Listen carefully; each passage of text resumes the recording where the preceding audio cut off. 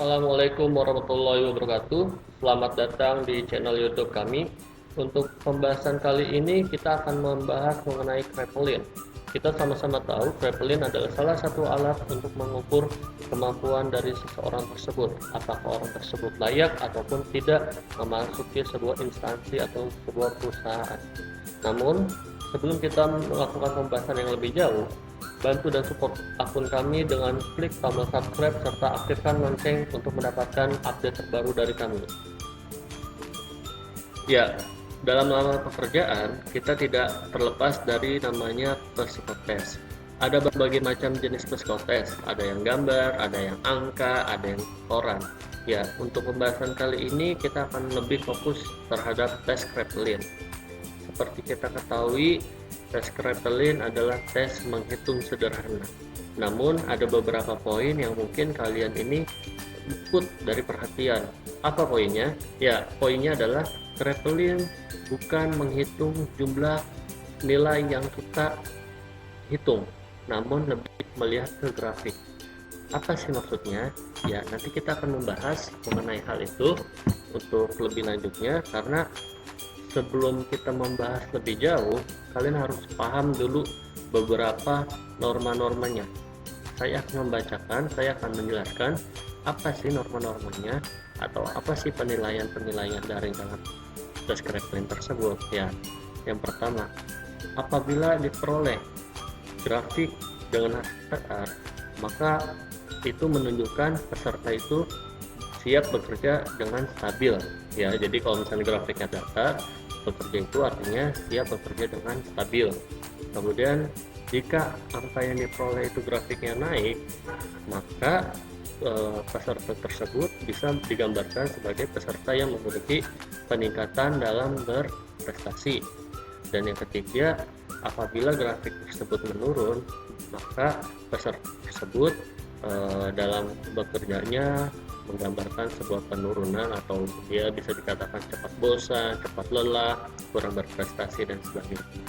Nah, yang terakhir adalah grafik yang tepat, itu bergelombang, itu menunjukkan bahwa peserta bekerja akan menunjukkan ketidakstabilan. Ya, jadi dia kadang naik, kadang turun, kadang naik, kadang turun, itu seperti mut-mutan. Lalu bagaimana sih cara mengerjakan Kraepelin yang baik dan benar? Ya, norma-norma yang pertama adalah apabila grafik didapati dengan menunjukkan hasil yang datar, itu artinya si peserta itu memiliki sebuah kestabilan dalam bekerja. Kita bisa lihat di layar, ini ada garis, ini ada contoh Kraepelin. Di sini menunjukkan garis yang datar atau stabil, bisa dikatakan seperti itu. Ya, jadi seperti ini gambaran grafik yang datar. Jadi kalau misalnya kalian nanti mengerjakan grafik seperti ini hasil datar, maka kalian menunjukkan kestabilan. Untuk yang kedua itu adalah grafik naik. Seperti ini gambarannya. Jika kalian mengerjakan dengan grafik yang naik, artinya grafik tersebut dari tingkat rendah ke tingkat tinggi. Dan untuk grafik naik itu artinya kalian menunjukkan bahwa kalian itu mudah atau bisa menunjukkan sebuah prestasi dalam pekerjaan. Seperti ini gambaran untuk grafik yang naik. Untuk yang ketiga, gambar grafik yang menunjukkan sebuah penurunan. Ini artinya kalian digambarkan seperti orang yang mudah lelah, kurang berprestasi, mudah bosan, dan mudah jenuh. Dan ini sangat-sangat fatal jika kalian mengerjakan hasil Kraepelin tersebut dengan grafik yang turun. Ya, penilaian terakhir adalah grafik naik turun atau gelombang. Kita bisa lihat di gambar itu adalah grafik gelombang. Dia awalnya dari tengah, kemudian dia naik, kemudian dia turun, harusnya ada lagi, nanti naik lagi, nanti turun lagi. Untuk grafik naik turun ini itu menunjukkan kalian itu tidak stabil dalam bekerja. Bisa dikatakan kalau bahasa anak muda zaman sekarang itu mut-mutan, gampang mood, gampang mood, seperti itu. Makanya Untuk poin ini juga tidak sangat direkomendasikan karena kalian ini akan menunjukkan bahwa kalian ini karakternya memiliki motivasi. Bagaimana sih cara kita mengerjakan trampolin? Ya, saya sudah punya contohnya di depan kalian. Di sini ada contoh trampolin dan di sini ada beberapa deret. Kita bisa sebutkan, coba saya adain dulu. Untuk nomor 3 lihat baris bawah dulu nih, kan ada nomor 3, ada nomor 9, ada nomor 0, ada nomor 3, ada nomor 6. Untuk nomor 3 yang pertama adalah deret 1, 9 deret 2, 0 deret 3, 3 deret 4, 6 deret 5, dan seterusnya. Lalu bagaimana caranya? Ya, caranya sangat mudah dikerjakan karena kalian hanya akan menghitung dari bawah ke atas. Maksudnya seperti apa? Kita bisa lihat contohnya. 3 ditambah 2 sama dengan 5. Maka 5 ini akan ditulis di antara 2 dan 3. Kemudian 2 tambah 1 sama dengan 3. Untuk 3 nya ditulis di antara 1 dan 2. Kemudian 1 tambah 1 sama dengan 2 ditulisnya di antara 1 dan 1. Begitupun selanjutnya sampai atas, sampai ada instruksi pindah dari HRD. Jika ada instruksi pindah dari HRD dimanapun kalian sedang mengerjakan, langsung kalian pindah ke deret kedua. Tadi deret 1 adalah yang paling kiri, maka deret kedua adalah di sebelah kanannya paling kiri. Itu deret kedua, kalau di gambar ini berarti 9, itu adalah deret 2. Kemudian di sini ada 9 tambah 4, artinya hasilnya adalah 13. Terus bagaimana sih kita mengerjakannya? Apakah kita ditulis 13 ataukah kita hanya menulis 1 saja, atau kita hanya menulis 3 saja? Ya, untuk menulis 2 digit angka itu hanya diambil angka terakhirnya saja. Tapi kalian hanya menulis 3. Kemudian di sini ada 4 tambah 5 sama dengan 9. Oke, ini saya pakai pen. Kemudian 7 tambah 5 sama dengan 2. Seperti itu. Jadi kalian hanya menulis angka belakang saja, digit saja. Oke, jadi di sini 4 tambah 9 sama dengan 3. Kemudian 5 tambah 4 sama dengan 9. 5 tambah 7 sama dengan 11. Jadi kalian tulisnya aja 2. Seperti itu. Terus ke atas seperti tahap yang pertama, kalau ada instruksi pindah kalian pindah, instruksi pindah kalian pindah, hingga nanti akan ditemukanlah yang namanya grafik. Terus bagaimana sih cara kita lolos untuk tes Padlet ini? Tadi sudah saya jelaskan untuk grafik-grafiknya, penjelasannya. Ada grafik datar, ada grafik naik, ada grafik datar sebentar. Grafik datar, kemudian ada grafik naik, ada grafik turun, kemudian ada grafik naik dan turun, naik dan turun, ya, grafik naik turun seperti ini. Kemudian mana sih yang benar? Menurut saya yang benar adalah aslinya yang ini, grafik datar. Ya. Kenapa tidak grafik naik? Karena sangat sedikit orang yang mampu menunjukkan grafik naik, sangat sedikit. Bagaimana grafik turun? Ini tidak direkomendasikan untuk grafik turun ini karena otomatis kalian akan gagal. Kemudian yang naik turun pun sama, ini tidak direkomendasikan untuk grafik turun karena ini tidak direkomendasikan buat saya, itu sudah pasti gagal. Terus bagaimana sih kita bisa mendapatkan hasil datar seperti ini? Ya, sebenarnya kalian tidak perlu mengharapkan hasil datar, tidak perlu mengharapkan hasil datar seperti ini, tidak perlu. Kalian hanya cukup mengisi semampunya kalian. Tapi saya punya tips, punya trik, dan tips ini sudah saya buktikan dan alhamdulillahnya berhasil. Apa sih tipsnya? Apa sih triknya? Tips yang pertama, saya ketik deret 1 kalian isi sesuai kemampuan individu kalian. Ya, untuk tips pertama adalah kalian isi sesuai kemampuan individu kalian. Maksudnya apa? Maksudnya adalah kalian harus mengisi sesuai dengan kemampuan kalian, kemampuan menghitung kalian. Kita bisa lihat di depan. Nih. Kalau misalnya kalian di deret 1 berarti di deret yang angka 3 ya, yang lihat di bawahnya di 3. Ini deret 1 berarti kalian isi sesuai kemampuan. Bagaimana kalian mengisinya?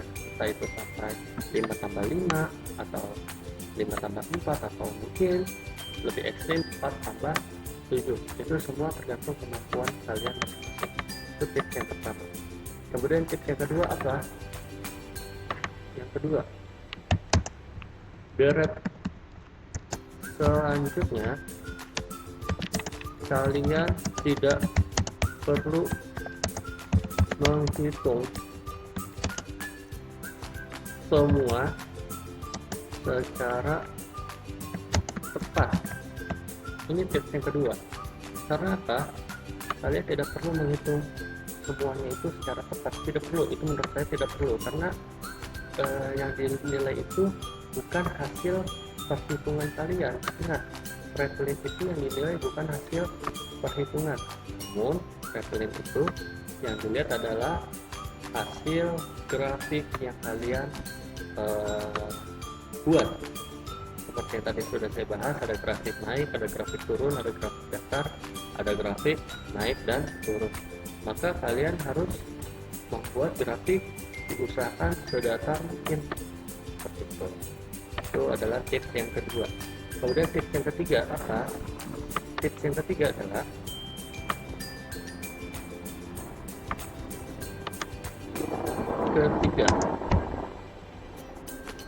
jarak antara standar maksimal 1 tingkat. Maksudnya apa sih jarak antara standar maksimal 1 tingkat? Saya akan gambarkan jarak antara standar maksimal 1 tingkat. Tadi di awal saya sudah katakan deret 1 isi, deret 1 itu kalian isi sesuai dengan kemampuan kalian sendiri. Misalkan kalian hanya mampu mengisi 10 deret ke atas, misalkan berarti kalian hanya di deret ke 10. Misalkan ini adalah deret 10, kita lihat misalkan ini adalah deret 10. Kemudian deret selanjutnya kalian tidak perlu dihitung karena kalian harus mencapai target. Targetnya apa? Di deret di yang ketiga, jarak standarnya itu maksimal 1 tingkat. Maksudnya 1 tingkat apa? Nih, saya kasih gambaran. Ini tingkat pertama. Ini tingkat pertama. Kemudian ini adalah tingkat kedua. Ini tingkat pertama juga. Nah, seperti ini. Hanya 1 tingkat. Ya, jadi kalian bisa ke atas 1, bisa ke bawah 1. Jangan sampai jaraknya itu 2 tingkat ya. Ini 1 tingkat ke atas 1 tingkat, ke bawah 1 tingkat. Jadi jangan sampai kalian standarnya itu 2 tingkat ataupun turunnya itu 2 tingkat juga atau lebih, jangan, karena itu tidak direkomendasikan. Kalian hanya cukup buat 1 tingkat atas atau 1 tingkat ke bawah. Bahkan kalian kalau bisa standar sesuai dengan kemampuan kalian itu. Jadi tipsnya seperti itu. Kalian tidak perlu menghitung semuanya secara tepat. Kalaupun kalian ngeblank, diusahakan kalian harus sudah standar kalian. Standar kalian adalah berapa tingkat ke atas. Kemudian kalian kejar minimal, paling minimal adalah minus 1 tingkat di bawah standar kalian, maksimal adalah plus 1 tingkat di atas standar kalian. Jangan ke atas, karena kalau kalian menurunkan grafik ke atas, kalian belum tentu juga selanjutnya bisa stabil ke atas terus. Itu jangan. gitu. Jadi saran saya hanya satu tingkat sini aja, kita bermain zona aman saja, satu tingkat saja untuk naik, kemudian turunnya juga satu tingkat saja, baiknya juga hanya stabil di standarnya, stabil seperti itu kiranya.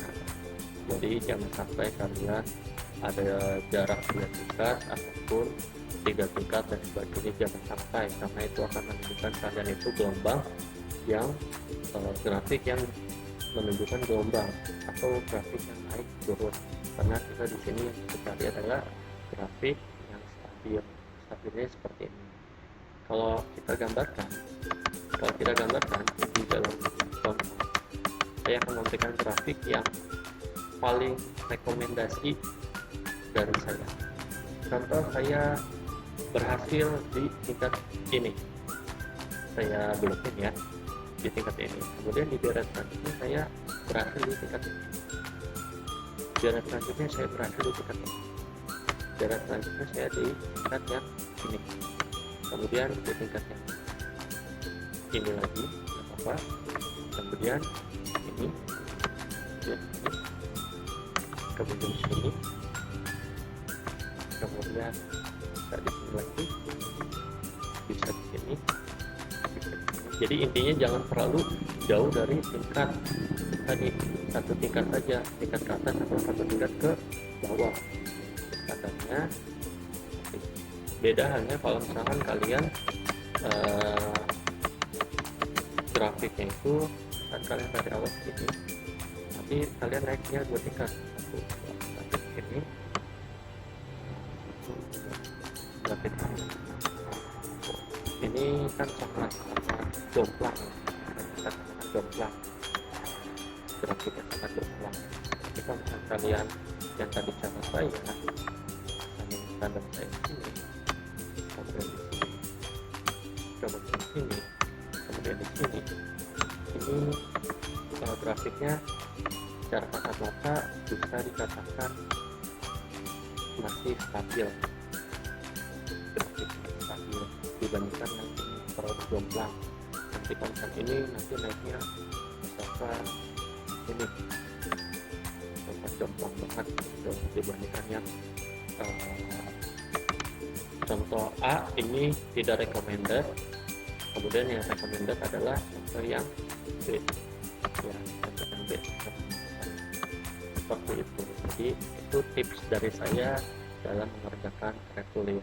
Ingat, hanya satu tingkat paling maksimal, baik ke tingkat ke atas ataupun tingkat ke bawah.